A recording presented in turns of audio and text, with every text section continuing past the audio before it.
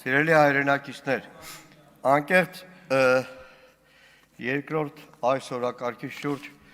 արձանագրվել է, որպեսզի շատ հարցադրումների, այստեղ հնչած ելույթների պատասխանեի, բայց պետք է լրիվ ուրիշ բանի մասին ասեմ, որովհետև 3 օր շարունակ տարբեր ԶՊՎ-ներում, որը ժողովրդում հայտնի է ԿՊԶ, ձերբակալվածների ժամանակավոր պահպանման վայրերում շտապօգնության պես այցելում ենք Գյումրիում տասնյակ ձերբակալվածների, տասնյակ բերման ենթարկվածների, այսպես ցուցակներ եմ կազմում, որպեսզի հարազատներին զանգեն տեղյակ պահեն, որ իր հարազատն ուր է, որտեղ մարդիկ 2-3 օր լուր չունեն իրենց հարազատներից։ Ո՞վ ասեք։ Հա, հեսա կասեմ տեղյակ է։ Տիկին Պալյան։ Գիտեք, ԶՊՎ-ներում հանդիպում ես մարդկանց բանվորական հագուստով, կոմունալ տնտեսության բեռնատարների վարորդների, հանդիպում ես մարդու, որն առողջական պրոբլեմ ունի, կոմունալ տնտեսությունում հավաքարարա ձևակերպած, հանդիպում ես մարդկանց, որ ոչ քաղաքական, ոչ բան, ոչ մի կապ չունեն, հանդիպում ես մարդու, պաշտոնաթող սպայի, որը թոշակի անցնելուց հետո վարձով է ապրում, քառօրյա 44 օրյա պատերազմի ամենաթեժ զորամասերից մեկի հրամանատարի տեղակալ է եղել։ Նայեք, վերանում եմ Վարդան Ղուկասյանից, նույնիսկ վերանում եմ Վարդան Ղուկասյանի եղբոր թոռներից, ես խոսում եմ պարզ այն մարդկանց մասին, որ բերման են ենթարկվել, որ 2-3 օր պահելուց հետո գիտեք ինչ են արել, որ ուզում եմ անկեղծ ասեմ, նայեք, հակակոռուպցիոն դատարանի մոտ, որտեղ կանգնելու տեղ չկա, նստելու տեղ չկա բան, երբեմն կատակ եմ անում մեր հանրապետական գործընկերների հետ, ասում ժողովուրդ, օրինակ որ մտածեք տարիներ հետո, այստեղ ամեն օր ժամերով, օրերով բոլորս կանգնելու ենք, բիսեդկա կսարքեիք, նստարաններ կսարքեիք, նայեք, ոչ մի իշխանություն հավերժ չի, հասկացեք, չեմ ուզում որևէ մեկը վաղը ձերբակալվի, հասկացեք, գիտեք ինչ մեխանիզմ է այս քննչականը սովոր է, մարդուն 3 օր 3 պահել են, բերել են, ժամը լրացած է եղել, քննչականից թողել են դուս, մարդը դուս է եկել, բռնել տարել են մեղադրանք են առաջադրել, ժողովուրդ վաղը ամեն մեկի դռանը չոքելու է, տիկին Էմմա Պալյան, Գյումրին բոլորիդ քաղաքն է, չէ, Գյումրիում քայլելու է, 3 կնոջ տվյալ մինչև հիմա չեմ կարողանում ճշտել, որ մեկուսարաններում է, չեմ կարողանում ճշտել առավոտվանից, տասնյակներով է ժողովուրդ ջան, նայեք, լավ կալանք են տալիս, ավանդաբար այս տարիների ընթացքում տասնյակ հարյուրավոր տղեկի կալանք են տվել, 2 ամիս նստել են, ասել են լավ են կարել, պայքարել եք, դուրս են եկել, էլի եկել են հանրավաքի, վերջին 1 տարին քննիչներն ու դատավորները նոր պատժատ տեսակ են սահմանում, տեսակցությունների վրա արգելք, Պարոն Սիմոնյանի հետ մի անգամ առիթ ունեցել ենք խոսելու, այդ տեսակցությունների վրա, որ ժելեզնի արգելք են դնում, հատուկ են դնում, որտև այդ տեսակցությունների արգելք ձևակերպման տակ, պատգամավորների իրավունքներն էլ է ոտնահարվում, որ պատգամավորներից որևէ մեկը չգնա այդ կալանավորին տեսնի, որովհետև տեսել են այս 4 տարիների ընթացքում, ով բռնվել է, առավոտ գիշեր կողքը կանգնած ենք եղել, չենք թողել մենակ լինի, չենք թողել համարի, որ այս իշխանության այդ երկաթե մամլիչը մինչև վերջ ճզմելու է, բայց հիմա տեսակցությունների արգելքը համատարած է, նայեք, Սրբազան, Բագրատ Սրբազանի հետ 19 արդարների վրա, բոլորի վրա տեսակցությունների արգելքը դրել են, քիչ է, մեր Իգոր Սարգսյան, ազատամարտիկ դաշնակցության գերագույն մարմնի անդամ, ընտանիքի վրա են տեսակցությունների արգելք դրել, հիմա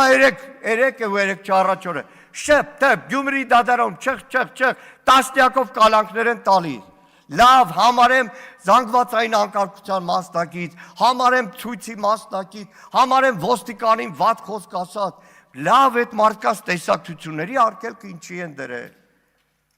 ժողովուրդ մի բան պատկերացրեք, Գյումրին էլ 1.5 միլիոնանոց Երևան չի, Գյումրին շատ ավելի փոքր է, որտեղ 1-2 տասնյակ ձերբակալվածը արդիկ գաղութ 2 ամսով ուղարկված է ընտանիքներ, որոնք վարձով են ապրում, որոնք այդ աշխատող մարդու հույսին են։ Պատկերացրեք այդ քաղաքի տեսակարգշռի մեջ ինչ դեր է ունենում։ Իմիջիալած մի բան, այլ թեմա։ Երեք հական ծակեց այդ, հիմա շատ եք պաշտպանում, չէ՞ մի հատ կարգալույս տերտեր կա Ստեփա անունով։ Պարզվում է։ Ինչ։ Հա, Ստեփան, լավ։ Պարզվում է, Կադիրովի մոլի երկրպագուն է։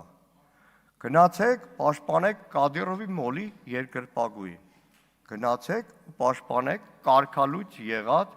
Կադիրովի մոլի երկրպագուին։ Դուք անհատապես Նիկոլ Փաշինյանի գլխավորությամբ կարող եք գնալ, որտեղ ուզում է, ինչ ուզում է անի, արարողություն է ուզում անի, բայց երբեք եկեղեցական արարողություն չի։ Խնդրանքս ու կոչս մեր հայրենակիցներին, հավատավոր հայրենակիցներից որևէ մեկին չմոլորեցնեք, տանեք մեղ գործելու իբր պայմանական պատարագի մասնակից։ Երեք իմ գործընկերները ընդդիմադիր շատ էին ասում, որ քաղաքացիական պայմանագիրը հետևողական է, համաձայն չեմ իրենց հետ։ Հետևողական չեք, ներողություն եմ խնդրում։ Հետևողական չի քաղաքացիական պայմանագիրը։ Հետևողականը մեկ մարդ, Նիկոլ Փաշինյանը։ Ես մի առիթով ասել եմ, եթե հետևողական լիներ քաղաքացիական պայմանագիրը, դալիճում նստած քաղաքացիական պայմանագրի պատգամավորները, քաղաքացիական պայմանագրի արդեն հազարավոր անդամները, ո՞նց ալնում, որ հետևողականության արդյունքում մի օրվա մեջ, որ որոշում է Նիկոլ Փաշինյանը, Արարատը այլևս պետք է մոռացվի, քաղաքացիական պայմանագրի բոլոր անդամները ասում են այն զինանշանը, որ մենք ունենք, որ ձևակերպել էինք Արարատի կոնտուր, այլևս էդի Արարատի կոնտուրը չի։ Էդի, չգիտեմ, Ֆուկուսիմա օրինակ լեռնա։ Հետևողականությունը, եթե ասում եք, անցած տարվա Միրոն օրներքի արարողությանը, ես տեսել եմ այս դալիճում նստած շատ պատգամավորների, որպես հայ առաքելական եկեղեցու, Մայր Աթոռի, ամենայն հայոց կաթողիկոսի հետևորդներ, որոնք իրոք եկել էին մեր Մայր Աթոռի, մեր եկեղեցու 7 տարին մեկ առնվազն ամենակարևոր իրադարձություններից մեկին, Միրոն օրներքին։ Հիմա շեֆը ասել է, չգիտեմ, կտրիչ է ասել, բոլորը շեֆի ասածով ասում են, մի տարի առաջ կտրիչ բառ ոչ մեկի բերանից պլասկագուպցիով դժվար էր անել ու հասկանալի էր, որտեղ ամեն մեկը առաքինի որպես հավատացյալ չէր կարող իրեն թույլ տալ։ Հետևողական, որ ասում ենք, ժողովուրդ հետևողական չի, որովհետև Նիկոլ Փաշինյանը մի օր կանգնում մի բան է ասում, բոլորը պարտադիր պետքա կրկնեն, բոլորը պարտադիր պետքա կրկնեն, ամեն հարցում, այսինքն այս 7 տարվա մեջ մարդ խելառեր, թե շաբաթը մեկ ինչ ասել, նույն Ղարաբաղի հարցով, հետևողական չեք, որովհետև Ղարաբաղի հարցով 19 թվականին ասել եք Արցախ Հայաստան է եւ վերջ, պատերազմին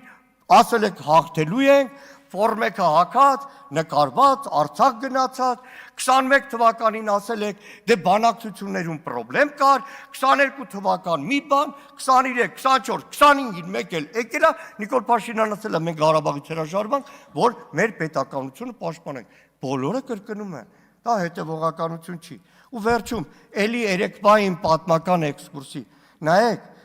88 թվական, մայիսի 28, Ազատության հրապարակ, Ղարաբաղյան շարժումներ, Անդրանիկ Քոչարյանին մեջ եմ բերում, Անդրանիկ Քոչարյանը մեջն էր,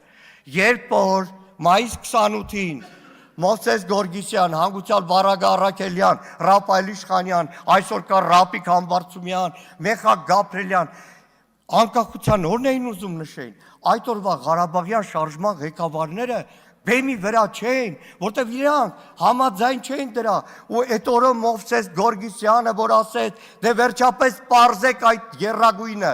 առաջի անգամ էր, որ եռագույն էր Ազատության հրապարակում պարզվում, Ղարաբաղյան շարժման, այդ ղեկավարությունը այդ օրը այնտեղ չէր, հետո կրկնում եմ, հետո փուլերով էր, իսկ Դաշնակցությունը Հայաստանում այդ օրերին հիմնադրվում էր մի քանի նորաստեղծ կուսակցությունների հեմքի վրա։ Մեկի անունը գիտեք ինչ էր։ Շնորհակալություն։ Հայաստանի ազգային անկախության կուսակցություն։ Շնորհակալ եմ։